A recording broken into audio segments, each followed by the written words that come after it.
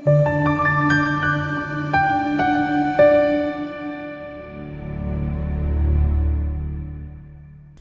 umunye umfanekiso oqoshiwe sikuletha lona igama kuPastor Ningi. Thokozela ke wona njengamanje. Bese ya subscribe bese ulike le video lena. Uma ubusha ku channel isicela subscribe isicela ube a member le channel. Likhona ke link ongayisebenzisa. We also have an account that you can also use to contribute if umuntu ofisa yobona ichannel ithuthuka. If futhi umuntu okufunayo ukukhombisa iappreciation ukuthi we do give you mhlawumbe content ethe ukudlenga ukujiya. We give you time, we also give you access to us since isishare number ongakwazi ukuthi uthinte kuyona.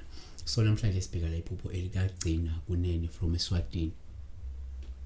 Uthi njani babe, please help me with an interpretation of this dream. I saw a tree with a lot of tingozi and I started to pick them.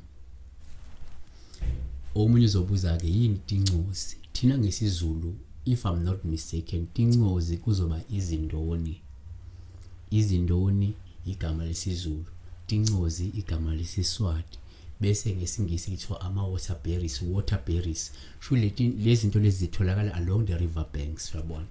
That is why kuzothiwa waterberries. That is why ngesizulu kunegama elithi indoni yamanzi. Indoni yamanzi la khona kusuke kushiwo kumuntu wesifazane omuhle onesikhumba esinsundu noma onebala elinsundu kodwa ebe muhle bese kuthiwa indoni yamanzi. Futhi akasimhlophe ngokwebala kodwa dark and beautiful, yabona. Bese bizwa ngendoni yamanzi because indoni yabo indoni yamanzi ilesithelo esihle lesimila lapha along the river banks. So tingozi, izindoni, waterberries kusho ukuthini uma sekuyiphupho? Nako kungashiwo ke lesi sithelo. Uma uphupha izindoni indoni noma uphupha izindoni, singathatha njengawuphawu oluhle kakhulu uma ubona isihlahla seyindoni noma ukha indoni, lusho inhlanhla nesibusiso, lingasho inhlakanipho, lingasho nokuchuma, impumelelo noma imali eningezayo empilweni. Number 2, uma uphupha futhi indoni, kuwuphawu oluhle kakhulu uma ubona isihlahla sezindoni sineyithelo.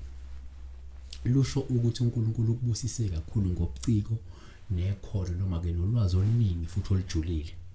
Ngenze kwencitha buchopho. Number 3, uma uphupha futhi indoni, sikuthatha njengophawu oluhle kakhulu uma uzidla noma uzinambitha lezi indoni futhi zimnandi. Lungasisho isibusiso, lingasho nokuthokozela umvuzo, umhlomulo noma inzuzo kokwenzayo.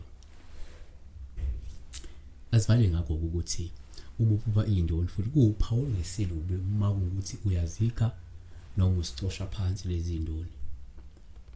Lungasho ukuthi wembethwa manje esidalwa samanzi, ikakhulukazi inzuza, futhi wena usahlala umsebenzi omkhulu ukuthi usukume usilungise lesi sidalwa ukuze kungadaleki umonakalo kuphi ekusaseni lakho.